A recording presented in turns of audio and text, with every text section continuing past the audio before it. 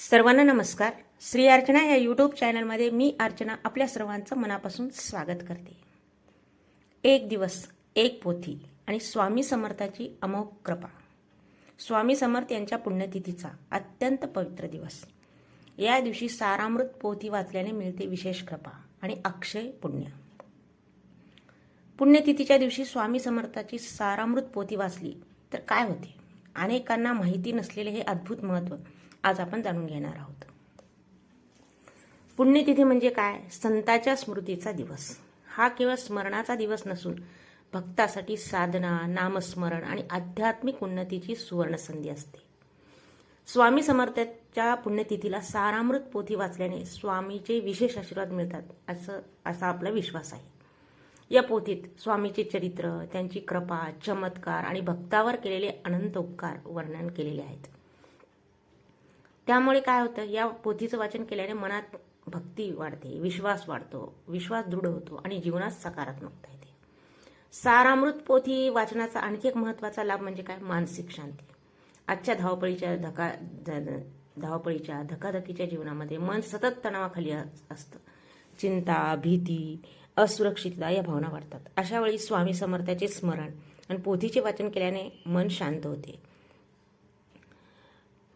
आणि शब्दातून हे काय अजून एक मला सांगावंसं वाटतं की ह्या पोथीमध्ये आपण वाचन केलं तर ज्या पोथीमध्ये शब्द असतात त्या शब्दामधून मिळणारी आध्यात्मिक ऊर्जा मनाला स्थैर्य देते. अनेक भक्तांचा अनुभव पण आहे की पुण्यतिथीला भक्तीने वाचन केल्यावर मन हलके वाटते आणि आत्मविश्वास वाढतो, विल पॉवर वाढते आपली. प्रत्येकाला काही ना काही अडचणी असतातच जीवनामध्ये. कोणाला कशाच्या असतात, पण हे पोथीचं सारामृत पोथी वाचल्यानंतर एक आपल्याला विल पॉवर मिळते की स्वामी आपल्या पाठीशी आहेत. स्वामी म्हणतात सुद्धा, भिवू नको, मी तुझ्या पाठीशी आहे. हे शब्दच आपल्याला खूप काही देऊन जातात. आत्मविश्वास, म्हणजे विल पॉवर, अशा म्हणजे गोष्टी जीवनामध्ये घडलेल्या असतात. त्याच्यासाठी हे जर सारामृत पोथी वाचली तर हे सकारात्मकता येते आपल्याला की आपल्या स्वपाठीशी स्वामी आहेत, ही एक भावना येते आपल्या मनामध्ये येते. पुण्यतिथीला सारामृत पोथी वाचल्याने काय होते? घरातील वातावरणही पवित्र होते.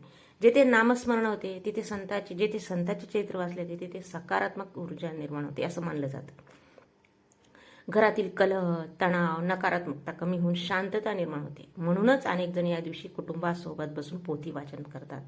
सामूहिक पोथी वाचन सुद्धा केली जाते किंवा आपल्याला बाहेर नाही जाता आलं मठामध्ये किंवा मंदिरामध्ये, घरी सुद्धा आपण वाचायचं. जर बाहेर जाता नाही तर देवघराच्या समोर वाचायचं आपण हे पोथी. हे वाचन केवळ धार्मिक कृती नसून कुटुंबातील एक एकत्र साधना असते. आता प्रश्न येतो, पुण्यतिथीला सारामृत पोथी कशी वाचावी?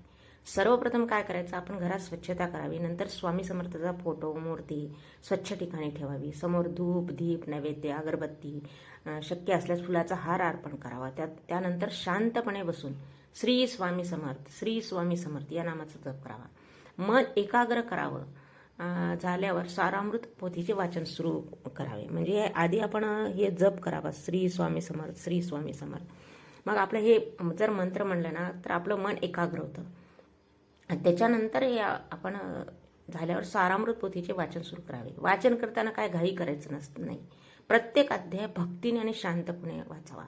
असं वाचावं की आपल्याला ते समजायला पाहिजे त्या पोथीमध्ये काय आहे. कारण काय, नुसतं वाचन सुद्धा महत्त्वाचं आहे, त्याचा अर्थसुद्धा आपण कळून घेतला पाहिजे. शब्दाचा अर्थ समजून घेत असल्यास अधिक चांगला परिणाम मिळतो. वाचन पूर्ण झाल्यावर स्वामींची आरती करावी, आधी गणपतीची करावी, आपल्या कुलदेवतेची करावी आणि स्वामीची आरती करावी. शेवटी प्रार्थना करावी, स्वामी माझ्यावर कृपा करा, माझ्या अडचणी दूर करा आणि सद्बुद्धी द्या, परोपकार करावा. असं आपल्याला परोपकाराची भावना आपल्या राहावी असं स्वामी समर्थांना विनंती करावी. अशी मनापासून प्रार्थना केल्यास आध्यात्मिक समाधान पण मिळतं.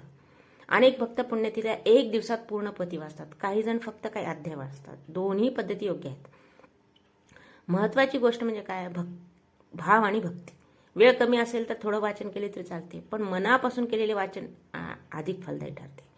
पुण्यतिथीच्या दिवशी पोथी वाचनासोबत नामस्मरण करणे ही महत्त्वाचे आहे. श्री स्वामी समर्थ हा जप मनात सतत चालू ठेवा. जिथे नाम आहे तिथे स्वामीची कृपा आहे असं मानलं जाते.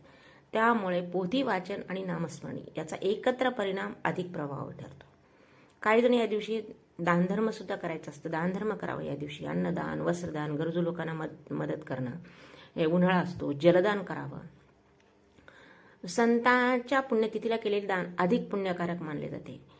शक्य असलेल्या दिवशी साधे सात्विक भोजन करावे. मन, वाणी, आचरण शुद्ध ठेवावं.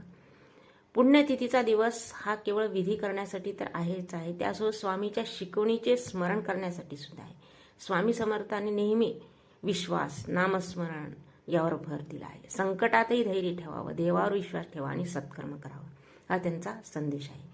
सारामृत पोथीचे वाचन करताना हा संदेश मनात ठेवला की जीवनात सकारात्मक बदल होतोच, असा ठाम विश्वास आहे. म्हणूनच स्वामी समर्थाच्या पुण्यतिथीला सारामृत पोथीचे वाचन करणे अत्यंत शुभ मानले जाते.